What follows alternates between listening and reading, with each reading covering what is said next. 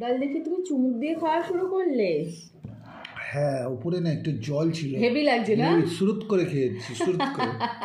না না, এই মুসুর ডালের ওপরে যে জলটা থাকে ওটা খেতে দারুণ লাগে। ভালো খাবার। ছোটোবেলায় না শরীর খারাপ করলে জলটা দিয়ে তো। হ্যাঁ, মুসুর ডালের ঠান্ডা পাতলা জল। আচ্ছা, টমেটো খাবে না? নিয়ে নেবো? না, কেন? তো দেখে মনে হচ্ছে তোমার ইচ্ছে নেই। কেন খাবে? এইটা থাক, দেখো সাজানো।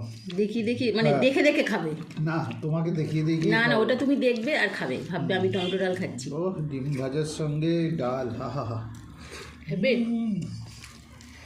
দারুণ দারুণ। ডালটা কেমন হয়েছে? ভালো হয়েছে গো, একটু টমেটো চটকে নিই। একটু কাঁচা টমেটো দিয়ে এবার ডালটা করতে হবে, কাঁচা টমেটো আনা হয় না অনেকদিন। আচ্ছা ঠিক আছে, নিয়ে আসবো। আজকে পাকা টমেটো দিয়ে করলাম। ঠিক আছে, নিয়ে আসবো। অনেক চাটনি খেলাম। হ্যাঁ।